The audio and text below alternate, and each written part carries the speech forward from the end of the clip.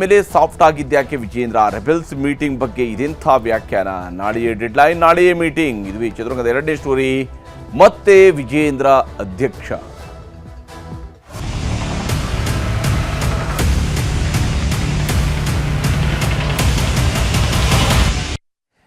BJP ರಾಜ್ಯಾಧ್ಯಕ್ಷರಾಗಿರ್ತಕ್ಕಂತಹ BY Vijendra ಅವರು ಇವತ್ತು ಆಡಿರುವಂತಹ ಮಾತುಗಳನ್ನು ಕೇಳ್ತಾ ಹೋದರೆ ಎಲ್ಲೋ ಒಂದು ಕಡೆಯಲ್ಲಿ ನಾಳೆನೋ ನಾಡಿದ್ದು ವಿಜೇಂದ್ರ ಅವರನ್ನ ಮತ್ತೆ ಬಿಜೆಪಿ ರಾಜ್ಯ ಘಟಕದ ಅಧ್ಯಕ್ಷರನ್ನಾಗಿ ಹೈಕಮಾಂಡ್ ಮತ್ತೊಮ್ಮೆ ಅನೌನ್ಸ್ ಮಾಡುವಂತಹ ಸಾಧ್ಯತೆ ದಟ್ಟವಾಗಿ ಗೋಚರಿಸ್ತಾ ಇದೆ. ಯಾಕಂದರೆ ರಾಜ್ಯ ಬಿಜೆಪಿಯಲ್ಲಿ ಎಲ್ಲವೂ ಈಗ ತಣ್ಣಗಾಗಿದೆಯಾ ಅನ್ನುವಂತಹ ಅನುಮಾನ ಬರುತ್ತೆ. ವಿಶೇಷವಾಗಿ ವಿಜೇಂದ್ರ ಅವರ ಮಾತನ್ನು ಕೇಳಿದಾಗ ಯತ್ನಾಳರು ನಮ್ಮ ಹಿರಿಯ ನಾಯಕರು, ಅವ್ರನ್ನ ಯಾಕೆ ರೆಬೆಲ್ಸ್ ಅಂತ ಕರಿತೀರಿ, ಅವರೆಲ್ಲ ನಮ್ಮ ಪಕ್ಷದ ಸಂಘಟನೆಗಾಗಿ ಸಭೆ ಸೇರುವಂತಹ ಹಿರಿಯರು ಅಂತೆಲ್ಲ ಹೇಳ್ಕೊಂಡಿದ್ದಾರೆ. ಈಗ ಕ್ಲೈಮ್ಯಾಕ್ಸ್ಗೆ ನಾಳೆಯ ಡೆಡ್ಲೈನ್ ಉತ್ತರ ಸಿಗುತ್ತಾ? ನಾಳೆ ರೆಬೆಲ್ಸ್ ಮೀಟಿಂಗ್ ಮಾಡ್ತಿರುವಂಥದ್ದು ಯಾಕೆ ಅನ್ನುವಂತಹ ಪ್ರಶ್ನೆ ಕೂಡ ಇದ್ದೇ ಇದೆ. ಯಾಕಂದರೆ ಇಡೀ ಎಪಿಸೋಡ್ಗಳನ್ನು ನಾವು ನೋಡ್ತಾ ಇದ್ವಿ. ಹಲವಾರು ಎಪಿಸೋಡ್ಗಳ ಮೂಲಕವಾಗಿ ಇದು ನಡೆದುಕೊಂಡು ಬಂದಿದೆ. BJPಯ ಒಳಗಿನ ಜಗಳ ಹಿಂಗೆಲ್ಲ ಯಾವ್ಯಾವ ತಿರುವುಗಳನ್ನು ಪಡ್ಕೊಂಡಿದ್ವು, ವಿಜೇಂದ್ರ ಅವರ ಬಾಯಿಂದ ಬಂದಂತಹ ಅಣಿಮುತ್ತುಗಳು ಏನಿದ್ವು, ಯತ್ನಾಳರ ಬಾಯಿಂದ ಹೊರಹೊಮ್ಮಿದ್ದಂತಹ ನುಡಿಮುತ್ತುಗಳು ಹೇಗಿದ್ವು, ಇವೆಲ್ಲವನ್ನು ಕೂಡ ಇಡೀ ರಾಜ್ಯದ ಜನ ಕೇಳಿಸ್ಕೊಂಡಿದ್ದಾರೆ. ಆದರೆ ಸಡನ್ನಾಗಿ ಇದ್ದಕ್ಕಿದ್ದಂತೆ ಜ್ಞಾನೋದಯ ಆದವರ ರೀತಿಯಲ್ಲಿ ಮಧ್ಯರಾತ್ರಿಯಲ್ಲಿ ಯಾರಿಗೂ ಜ್ಞಾನೋದಯ ಆದಂತಹ ಸ್ವರೂಪದಲ್ಲಿ ಈಗ ಜ್ಞಾನೋದಯ ಆದಂಥ ರೀತಿಯಲ್ಲಿ BJP ರಾಜ್ಯಾಧ್ಯಕ್ಷರು ಮಾತಾಡ್ತಾ ಇರೋಂಥವ್ರನ್ನ ನೋಡ್ತಾ ಹೋದರೆ ಏನಪ್ಪ ಇದು ಅಂತ ಬಹುಶಃ ಅವರ ಫಾಲೋವರ್ಸ್ಗೂ ಕೂಡ ಅನ್ನಿಸ್ಬೋದು. ಯಾಕಂದರೆ ನಾಳೆನೇ ಕ್ಲೈಮ್ಯಾಕ್ಸ್ ಅನ್ನುವಂಥದ್ದು ಒಂದು ಕಡೆ ಆದರೆ ನಾಳೆಯೇ ಮೀಟಿಂಗ್ ಕೂಡ ನಿಗದಿಯಾಗಿದೆ. ಏನಿದು ಅನ್ನೋದನ್ನು ನಿಮಗೆ ಹೇಳ್ತೀನಿ. ಭಾಳ ಮುಖ್ಯವಾಗಿ ಇಲ್ಲಿರುವಂಥದ್ದು ನಾಳೆಯೇ ಕ್ಲೈಮ್ಯಾಕ್ಸನ್ನು ನಿರೀಕ್ಷೆ ಮಾಡುತ್ತಾ ಕೂತಿದ್ದಾರೆ BY ವಿಜೇಂದ್ರ. ಆದರೆ ನಾಳೆಯೇ ಒಂದು ಮೀಟಿಂಗನ್ನು ಕರೆದಿದ್ದಾರೆ ಬಸನಗೌಡ ಪಾಟೀಲ್ ಯತ್ನಾಳ್. ಫೆಬ್ರವರಿ 20 ಸುಸೂತ್ರ ಅನ್ನುವಂತಹ ಮಾತು ಎಲ್ಲವೂ ಕೂಡ ಸುಸೂತ್ರವಾಗಿ ಬಗೆಹರಿದು ಬಿಡ್ತವೆ ಅಂತ ಫೆಬ್ರವರಿ 20 ಡೆಡ್ಲೈನನ್ನು ವಿಜೇಂದ್ರ ಅವರು ಕೊಟ್ಟರೆ ನಾಳೆ ರೆಬೆಲ್ಸ್ ಟೀಮ್ ಮೀಟಿಂಗ್ ಸೇರ್ತಾ ಇದ್ದಾರೆ. ಅವರೆಲ್ಲರೂ ಕೂಡ ಜೊತೆ ಸೇರಿ ಚರ್ಚೆಯನ್ನು ನಡೆಸೋರಿದ್ದಾರೆ ಅವರ ಕೋರ್ ಕಮಿಟಿಯಲ್ಲಿ. ಯಾಕಂದರೆ ಅದನ್ನು ಅವರ ಸಭೆಯನ್ನು ಯತ್ನಾಳರ ಬಾಯಿಂದಲೇ ಹೇಳೋದಿದ್ರೆ ಅದು ಅವರ ಕೋರ್ ಕಮಿಟಿ. ಹೈಕಮಾಂಡ್ ನಾಯಕರ ಭೇಟಿ ಮತ್ತು ದೂರನ್ನು ಕೊಡುವಂತಹ ಕೆಲಸವನ್ನು ಈಗಾಗಲೇ ವಿಜೇಂದ್ರ ಅವರ ಕಡೆಯಿಂದ ನಡೆಸಲಾಗಿದೆ. ಹೈಕಮಾಂಡ್ ಭೇಟಿಗೆ ಯತ್ನಾಳರ ಟೀಮ್ಗೆ ಯಾವುದೇ ಅವಕಾಶ ಸಿಗಲಿಲ್ಲ. ಸಿಂಗಲ್ ಆಗಿ ಕೆಲವು ನಾಯಕರುಗಳನ್ನು ಭೇಟಿಯಾಗಿದ್ದಾರೆ ಬಿಟ್ಟರೆ ಇಡೀ ಟೀಮ್ ಯಾರನ್ನೂ ಕೂಡ ಭೇಟಿಯಾಗಿ ಸಾಧ್ಯ ಆಗಿಲ್ಲ. ಭಿನ್ನಮತ ಶಮನಕ್ಕೆ ಮುಂದಾಗಿದ್ದಂತಹ ನಾಯಕರು ಆ ಪ್ರಯತ್ನವನ್ನು ಮಾಡಿದ್ದಾರೆ ಅನ್ನುವಂಥದ್ದು ಇವರ ಕ್ಲೇಮ್ ಆಗಿದ್ದರೆ ದೆಹಲಿಯಿಂದ ಬರಿಗೈನಲ್ಲಿ ಟೀಮ್ ಬಂದಿತ್ತು. ಯತ್ನಾಳರ ಟೀಮ್ ಹೋದ ಪುಟ್ಟ ಬಂದ ಪುಟ್ಟ ಅನ್ನೋ ರೀತಿಯಲ್ಲಿ ಆಗೋಗಿತ್ತು. ಯತ್ನಾಳ್ಗೆ ಹೈಕಮಾಂಡ್ ನೋಟಿಸ್ ಕೊಡಬಹುದು ಅನ್ನುವಂಥ ನಿರೀಕ್ಷೆಯನ್ನು ಈ ತಂಡ ಹೊಂದಿದೆ. ಅಂದರೆ ವಿಜೇಂದ್ರ ಅವರ ಬಣ ಹೊಂದಿರುವಂತಹ ನಿರೀಕ್ಷೆ ಅಂತ ಹೇಳಿದರೆ ಈ ಪ್ರಕರಣದಲ್ಲಿ ಯತ್ನಾಳ್ರಿಗೆ ನೋಟಿಸನ್ನು ಕೊಟ್ಟಿದೆ, ಆ ಕೊಟ್ಟೋದ್ರ ಮೂಲಕವಾಗಿ ಕ್ರಮ ಕೈಗೊಳ್ತಾರೆ ಅಂತೇಳಿ. ಆದರೆ ನೋಟಿಸ್ಗೆ ಉತ್ತರ ಕೊಟ್ಟು ಟಕ್ಕರ್ ಕೊಡುವಂತಹ ಕೆಲಸವನ್ನು ಯತ್ನಾಳ್ರು ಮಾಡಿದ್ದಾರೆ. ಆ ನೋಟಿಸ್ಗೆ ಉತ್ತರ ಒಂದು ರೀತಿಯಲ್ಲಿ ಚಾರ್ಜ್ ಶೀಟ್ನ ರೀತಿಯಲ್ಲಿ ಇತ್ತು ವಿಜೇಂದ್ರ ವಿರುದ್ಧ.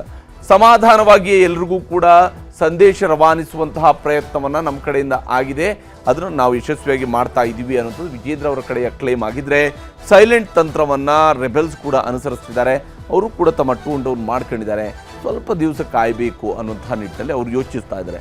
ಯತ್ನಾಳ್ ಟೀಮ್ ಬಗ್ಗೆ ಸಾಫ್ಟ್ ಕಾರ್ನರನ್ನು ವಿಜೇಂದ್ರ ಅವರು ವ್ಯಕ್ತಪಡಿಸ್ತಾ ಇದ್ದರೆ ಕೆರಳಿದ್ದವರೆಲ್ಲರೂ ಕೂಡ ಈಗ ಗಪ್ ಚುಪ್ ಆಗ್ತಾ ಇದ್ದಾರೆ.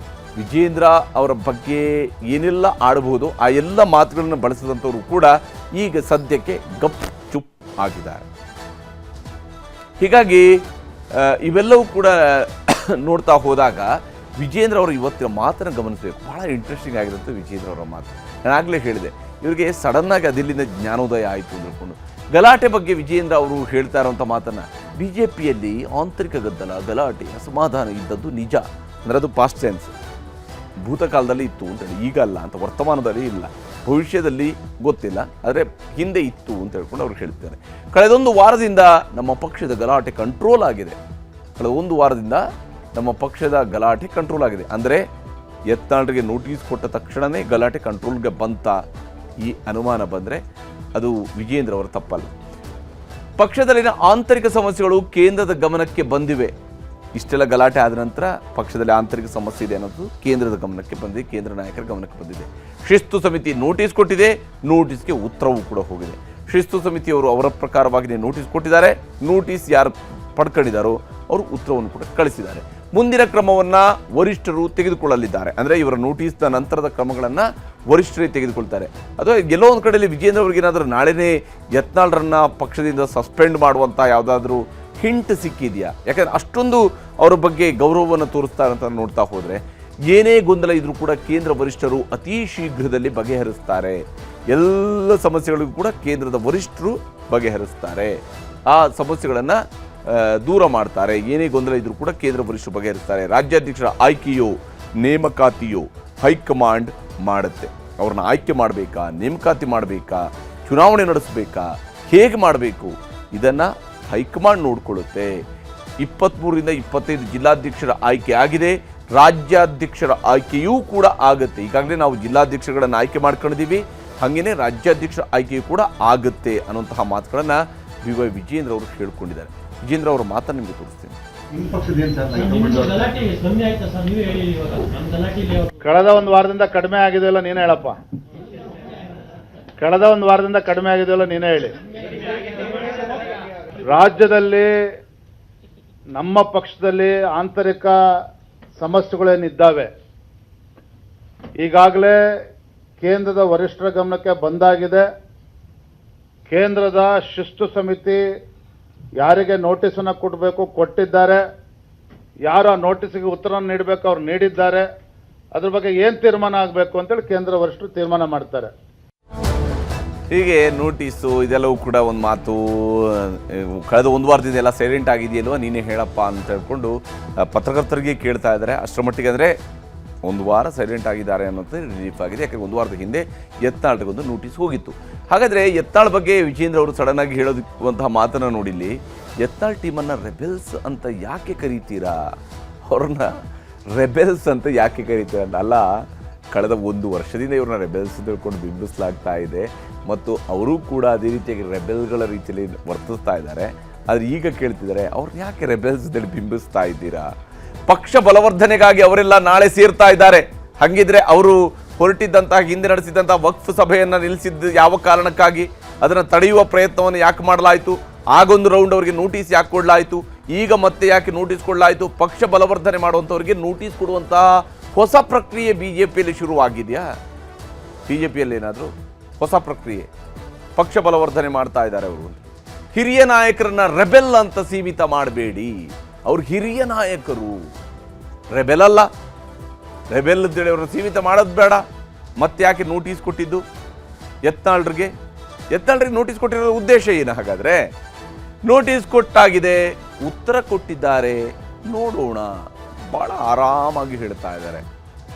ಈ ರೀತಿಯಾಗಿ ಎಲ್ಲೋ ಒಂದು ಕಡೆ ಇಲ್ಲಿ ಎರಡು ಅನುಮಾನ ಇರೋದು. ಒಂದು, ವಿಜೇಂದ್ರ ಅವರ ಲೈನ್ ಕ್ಲಿಯರ್ ಆಗಿದೆ, ಮತ್ತೆ ಅವರ ಅಧ್ಯಕ್ಷರಾಗ್ತಾ ಇದ್ದಾರೆ.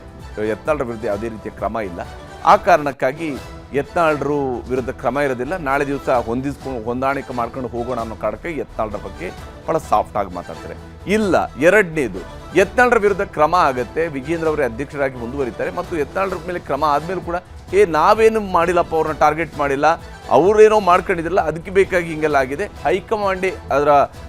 ಹೈಕಮಾಂಡ್ ಅವರು ಅವ್ರ ಪಾಡಿಗೆ ಕ್ರಮ ಕೈಗೊಂಡ್ರು ಅನ್ನುವ ಕ್ಲೇಮನ್ನು ನಾಳೆ ಮಾಡ್ಕೋಬೇಕು. ಇವೆರಡರಲ್ಲಿ ಯಾವುದೋ ಒಂದಂತೂ ನಿಶ್ಚಿತವಾಗಿ ಗೋಚರಿಸಿದೆ. ವಿಜೇಂದ್ರ ಅವರು ಮಾತ್ರ ತೋರಿಸಿದೆ. ಹೈಕಮಾಂಡ್ ಗಮನಿಸ್ತಾ ಇದೆ ಅಂತ ಪದೇ ಪದೇ ಹೇಳ್ತಾ ಇದ್ದೀರಿ ಸರ್. ಮತ್ತೆ ನಾಳೆ ರೆಬಲ್ಸ್ ಎಲ್ಲ ಮೀಟಿಂಗ್ ಸೇರ್ತಾ ಇದಾರಲ್ಲ ಸರ್. ರೆಬೆಲ್ಸ್ ಅಂತ ಕರಿಬೇಡಿ, ನೀವ್ ಯಾಕಂಗ್ ಮಾಡ್ತೀರಿ? ರೆಬೆಲ್ಸ್ ಅಂತ ಕರಿಬೇಡಿ, ನೀವ್ ಯಾಕಂಗ್ ಮಾಡ್ತೀರಿ? ನೋಡಿ, ಒಳಗೆ ಏನೋ ಪಕ್ಷ ದೃಷ್ಟಿಯಿಂದನೂ ಪಕ್ಷದ ಅಭಿವೃದ್ಧಿ ದೃಷ್ಟಿಯಿಂದನೂ ಕೂಡ ಪಕ್ಷ ಸಂಘಟಿಸಬೇಕು ಅಂತ ಕೂಡ ಚರ್ಚೆ ಆಗ್ತದೆ. ಹಾಗಾಗಿ ರೆಬೆಲ್ಸ್ಗೆ ಸೀಮಿತ ಮಾಡಬೇಡಿ ದಯವಿಟ್ಟು ಅದನ್ನ. ಹೀಗೆ ಈಗ ಅವ್ರನ್ನ ರೆಬೆಲ್ಸ್ ಅಂತ ಸೀಮಿತ ಮಾಡಬೇಡಿ ಅಂದ್ಕೊಂಡು, ಅವ್ರು ರೆಬೆಲ್ಸ್ ಅಲ್ಲ ಅಂತ ಹೇಳಿದ್ರೆ ಮೊನ್ನೆ ಅಷ್ಟೇನು ಹೇಳ್ತಾ ಇದ್ರಲ್ಲ, ಯಡಿಯೂರಪ್ಪ ಅವರ ಸಹಾಯ ಮಾಡಿದಂಥವ್ರು, ಯಡಿಯೂರಪ್ಪ ಅವ್ರ ಬಗ್ಗೆ ಇಷ್ಟೆಲ್ಲ ಬೈದರೂ ಕೂಡ ಎಲ್ಲ ಸುಮ್ಮನೆ ಇರುವಂಥದ್ದು ಅಪರಾಧ ಅನ್ನುವಂಥ ರೀತಿಯಲ್ಲೆಲ್ಲ ಮಾತನಾಡಿದ್ರಲ್ಲ, ಅದಕ್ಕೂ ಇದಕ್ಕೂ ಅಜಗಜಾಂತರ ವ್ಯತ್ಯಾಸ ಇರೋದನ್ನು ನೋಡಿದರೆ ಯಾಕೋ BJP ರಾಜ್ಯಾಧ್ಯಕ್ಷರು ಆಡ್ತಾ ಇರುವಂತಹ ಮಾತು, ಅವ್ರು ಮೊನ್ನೆ ಆಡಿರುವಂತಹ ಮಾತು, ಇವತ್ತು ಆಡ್ತಾ ಇರುವಂತಹ ಮಾತು, ಇವೆಲ್ಲ ಇರುವಂತಹ ಅಜಗಜಾಂತರ ವ್ಯತ್ಯಾಸ ಜನರ ಮುಂದೆ ಕಣ್ಣಿಗೆ ರಾಚುವಂತೆ ಗೋಚರಿಸ್ತಾ ಇರುವಂಥದ್ದು.